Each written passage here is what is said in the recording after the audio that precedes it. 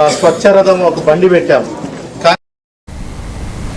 ఏలూరు జిల్లా ఉంగుటూరు నియోజకవర్గంలోని నిడమర్రు, గణపవరం, భీముడోలు మండలాలకు కేటాయించిన స్వచ్ఛ రథాలను ఎమ్మెల్యే పర్సమట్ల ధర్మరాజు జెండా ఊపి ప్రారంభించారు.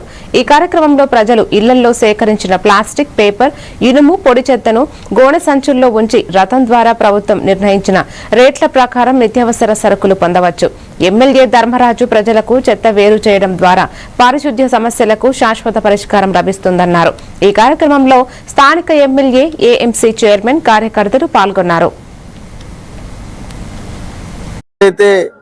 మనకి ఉపయోగం గణపవరం, నిడమర్రు, ఉంగుటూరు, భీమడోల మండలాల్లో స్వచ్ఛాంధ్ర, స్వర్ణాంధ్ర అనే కార్యక్రమం ద్వారా ఈరోజు 4 వ్యాన్లు కూడా 4 ఇట్ల చోట్ల కూడా ఇవ్వటం జరిగింది స్వచ్ఛ రథాలని.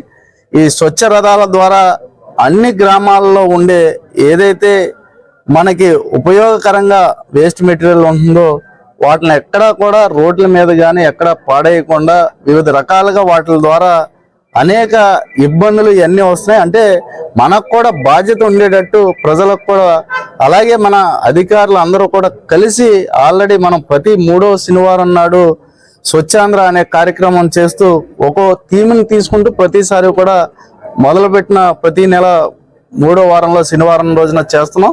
చాలా గ్రామాలు చాలా క్లియర్గా, అంటే గత ప్రభుత్వంలో చెత్త అంతా వదిలి వెళ్ళిపోతే ఆ చెత్తను అంతా కూడా క్లీన్ చేసుకుంటా ఈరోజు మనం గ్రామాలన్నీ కూడా పచ్చదనంతో నిండేటట్టు ఈ కూటమి ప్రభుత్వం, మన ముఖ్యమంత్రి నారా చంద్రబాబు నాయుడు గారు, మన ఉప ముఖ్యమంత్రి పవన్ కళ్యాణ్ గారు, మన ప్రధానమంత్రి నరేంద్ర మోడీ గారి ఆధ్వర్యంలో గ్రామాలన్నింటినీ కూడా సుసంపన్నంగా పచ్చదనం